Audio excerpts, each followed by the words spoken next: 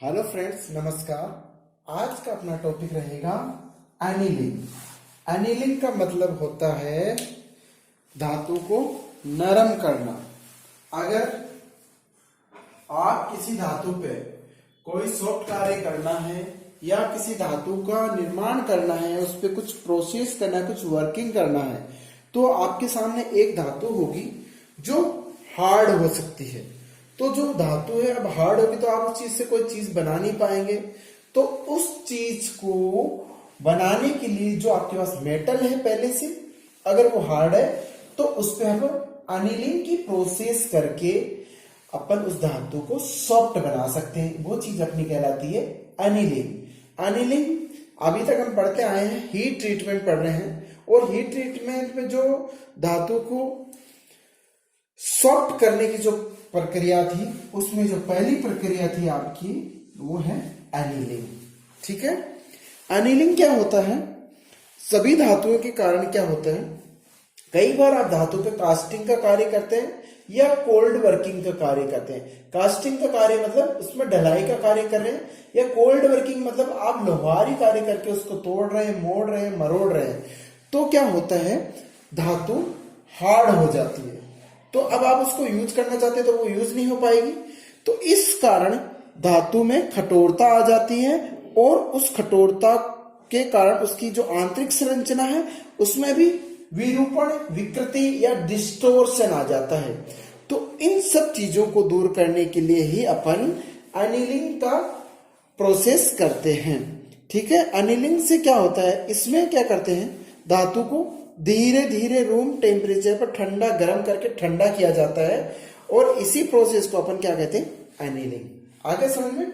यानी धातु को एक निश्चित टेम्परेचर पर गर्म करके उसे एक रूम टेम्परेचर पर ही ठंडा करना, मतलब धीरे धीरे ठंडा करने की प्रोसेस करने से क्या होगा, उसका जो इंटरनल स्ट्रक्चर होगा, जो आपका मेटल होता है, ये एकदम पास होते हैं और इनके अंदर डिस्टोर्शन आ जाता है। तो जब इसको गर्म करके अपन धीरे धीरे ठंडा करेंगे तो ये मेटल क्या होगा, सॉफ्ट हो जाएगा। हार्ड से सॉफ्ट हुआ, तो ये प्रोसेस अपनी क्या कराई, एनीलिंग। सिंपल सा है कि धातु को गर्म करके धीरे धीरे ठंडा करके धातु को सॉफ्ट करने की प्रोसेस ही एनीलिंग कहलाती है।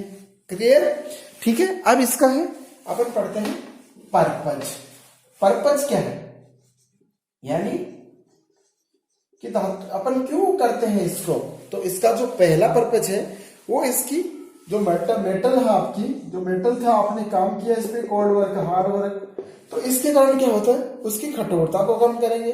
दूसरा, इसके जो यांत्रिक गुण, जो मैकेनिकल प्रॉपर्टीज है, उसको बढ़ाएंगे। जैसे उसकी तन्यता का गुण बढ़ेगा, डक्टिलिटी का गुण बढ़ेगा। ये अपन पिछले वाली वीडियो में सब पढ़ चुके हैं, तो आप मेरे पिछले वीडियो पे जाके इसको देख सकते हैं।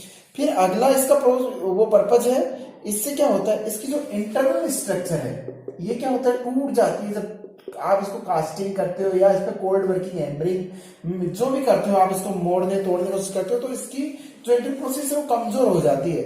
इसको रिफाइन करने के लिए भी अपन क्या करते हैं, एनीलिंग करते हैं। इसके अलावा जो इसके ग्रेन साइज होते हैं, ये जो अंदर छोटे छोटे कार्बन के जो कण होते हैं, इनको रिफाइन करने के लिए भी अपन एनीलिंग करते हैं। और इसके अलावा इसकी जो मेलेबिलिटी और मशीन एबिलिटी, यानी मशीन एबिलिटी मानो आप मुख्यतः, जो मशीन एबिलिटी यानी कोई भी इसमें मशीनिंग प्रोसेस करने के गुण को बढ़ाने के लिए भी आप ये एनीलिंग का प्रोसेस करते हैं, तथा इस पर कोल्ड वर्किंग दोबारा किया जा सके उसके लिए भी आप एनीलिंग का प्रोसेस करते हैं। और इसके अलावा कई बार जब आप इसमें कास्टिंग करते हैं तो इसके अंदर कुछ गैसेज रह जाती है। जब आप ढलाई करते हो ना, कास्टिंग करते हो, तो इसमें क्या होता है, कुछ गैसेज एक बबल के रूप में रह जाती है, तो वो क्या करती है, धातु को कमजोर करती है। तो उन गैसों को जब आप गर्म करके ठंडा करोगे तो वो गैस बाहर निकल जाएगी और उसकी जो इंटरनल स्ट्रक्चर है वो रिफाइन हो जाएगी। इसीलिए भी एनीलिंग का कार्य किया जाता है। ये इसके पर्पज हो गए। अब इसमें है उपयोग के आधार पर, यानी यूजेज के आधार पर इसका ये कितने टाइप्स की होती है। अब इसका अपन पढ़ेंगे टाइप्स। क्या पढ़ेंगे? टाइप्स की एनीलिंग कितने प्रकार की होती है। पहली है आपकी प्रोसेस एनीलिंग। कौन सी? Process annealing.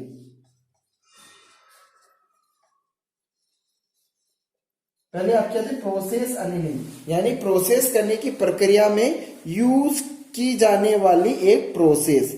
इसमें क्या होता है, इसमें धातु को लोअर क्रिटिकल पॉइंट टेम्परेचर, एक टेम्परेचर होता है लोअर क्रिटिकल, अपर क्रिटिकल। एक लोअर क्रिटिकल टेम्परेचर यानी 723 डिग्री का लगभग होता है, उससे भी नीचे तापमान पर इसको गर्म किया जाता है।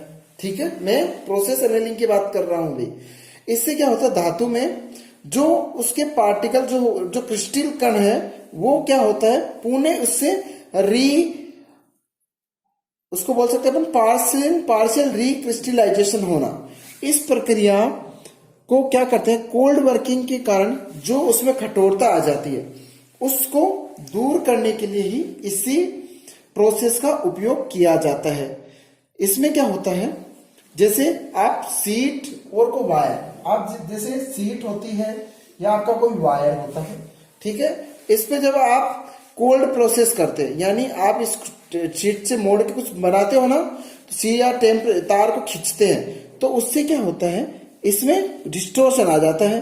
तो इसके लिए क्या करते हैं, धातु को लगभग 550 डिग्री से 650 डिग्री सेंटीग्रेड तक धातु को इसको गर्म किया जाता है, इस मेटल को, और कुछ समय इसी टेम्परेचर पर रख के इसको रूम टेम्परेचर पर ठंडा होने के लिए छोड़ दिया जाता है। ठीक है, जब ये रूम टेम्परेचर ठंडा होगी तो क्या होगा, ये सॉफ्ट हो जाएगी और उसके इंटरनल जो प्रोसेस है, जो इंटरनल स्ट्रक्चर, वो भी रिफाइन हो जाएंगे। तो इसमें क्या करते हैं, जो आपकी एसएस जो स्टेनलेस स्टील होती है, और इसके साथ ही आपकी दूसरी जो है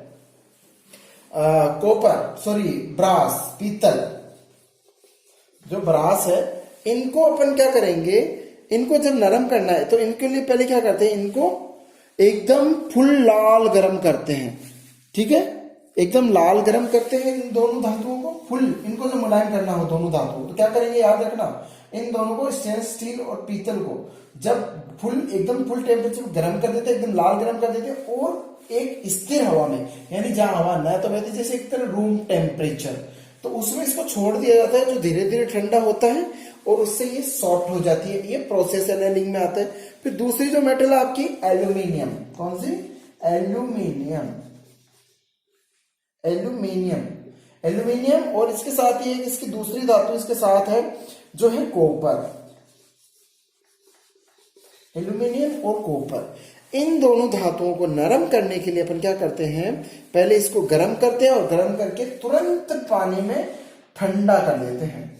ठंडा जब करेंगे तो ये दोनों तुरंत ठंडी होके सॉफ्ट हो जाएगी। इनको रूम टेम्परेचर पर छोड़ देते हैं गर्म करके, और इनको तुरंत गर्म करके तुरंत पानी में डुबो के ठंडा करके प्रोसेस करते हैं, तो ये सॉफ्ट हो जाती है। ये आपकी पहली विधि आती है प्रोसेस एनालिंग्स। अब अपन इसी में दूसरी जो प्रोसेस है इसकी वो बोलेंगे फुल एनालिंग्स। तो पहली थी, अब ये दूसरी इसी में इसकी टाइप्स है फुल एनालिंग करना, फुल एनालिंग प्रोसेस। ठीक है, फुल एनालिंग प्रोसेस क्या होता है, इसमें क्या होते हैं, धातु को पहले एनालिंग करने के लिए क्या करते हैं, उसके क्रिटिकल टेम्परेचर पर गर्म करते हैं, जहां पे क्या होता है, धातु को जब वो फुल गर्म हो जाती है, फिर धातु को उसको भट्टी में ही ठंडा होने के लिए छोड़ दिया जाता है। ठीक है, अगर और उसको और धीरे धीरे ठंडा करना है तो इसके लिए इसके साथ क्या करते हैं, जो मेटल होता है उसके साथ आप उसके साथ चूना पाउडर या रेत या राख, ये या एक चमड़ा, इनसे क्या होता है ढक देते हैं, जिससे क्या होता है, वो उनकी जो ठंडा होने की प्रोसेस है वो बहुत ही धीरे हो जाती है। ठीक है, धीरे होने से क्या होगा, वो बहुत ही अच्छी तरह से मुलायम बनेगी। ये आती है कि फुल एनालिंग में। फुल एनालिंग में मैंने बताया आपको कि ये भट्टी है, इसमें मेटल को रखा और इसी में गर्म किया, फिर इसी भट्टी के बटन को बंद कर दिया, तो धीरे धीरे ये जो भट्टी का टेम्परेचर उसी पे, जब भट्टी जैसे जैसे ठंडी होगी ये मेटल भी ठंडा होगा, तो इससे क्या होगी, धातु और ज्यादा सॉफ्ट बनेगी। अगर इसी मेटल को इस भट्टी के अंदर इसमें और ज्यादा धीरे ठंडा करना है, भट्टी के टेम्परेचर से भी ठंडा करना है, तो इसके साथ क्या कहते हैं, रेत, चूना, राख, इससे इसको ढक देते हैं चारों तरफ से इस मेटल को। तो ये भट्टी तो ठंडी होगी परंतु अंदर से गर्म होगी, तो ये गर्म धीरे धीरे और कम टेम्परेचर पे धीरे धीरे ठंडी होगी, तो ये और अच्छी तरह रिफाइन होके अपन को एकदम सॉफ्ट मेटल मिलेगी। अब इसमें अपन मैं बता देता हूँ किस किस टेम्परेचर के लिए कितने कार्बन वाले मेटल को किस टेम्परेचर पर अपन को गर्म करना है। जैसे आपकी 0.83% वाली जो कार्बन रहती है जिस मेटल्स में, उसको क्या करते हैं 723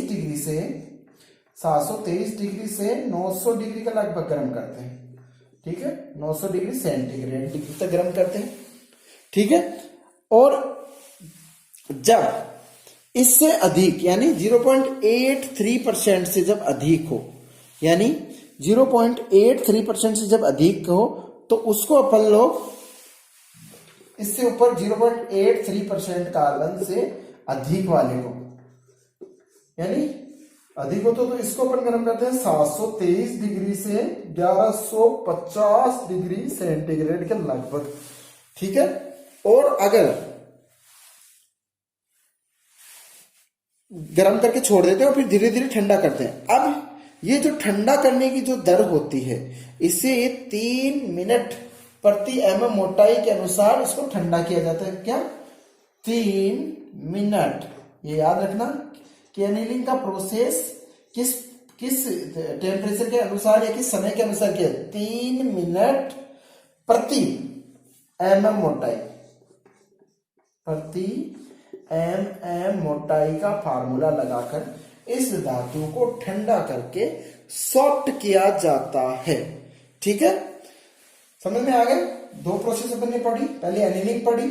एनीलिंग क्या होती है कि धातु को गर्म करके उसको धीरे धीरे ठंडा करके उसको सॉफ्ट बनाने की प्रक्रिया क्या कहलाती है, एनीलिंग कहलाती है, यानी धातु को हार्ड से सॉफ्ट करना एनीलिंग कहलाता है। फिर अपन इसके पर्पज पढ़े कि क्यों करते हैं, वो भी मैंने बताया। फिर टाइप्स में अपने प्रोसेस एनीलिंग पढ़ा और फुल एनीलिंग। प्रोसेस एनीलिंग में अपन स्टार्टिंग में पढ़ा कि धातु को अपन गर्म करेंगे, फिर धीरे धीरे छोड़ देंगे, ठंडा करेंगे, या धातु को अलग अलग मेटल्स के लिए अलग एनीलिंग प्रोसेस होता है। तो इस प्रकार से अपन फुल एनीलिंग में अपन क्या करेंगे, धातु को फुल गर्म करेंगे भट्टी में और भट्टी में ही ठंडा होने के लिए छोड़ देंगे। तो वो जब फुल एनीलिंग धीरे धीरे ठंडी होगी तो धातु एकदम सॉफ्ट हो जाएगी और आपकी वर्किंग कंडीशन के अनुसार यूज हो जाएगी। तो ये थी अपनी आज की प्रोसेस एनीलिंग। तो दोस्तों मिलते हैं अगले हीट ट्रीटमेंट की प्रोसेस के साथ, तो अगले वीडियो में, तब तक के लिए आज्ञा दीजिए। नमस्कार।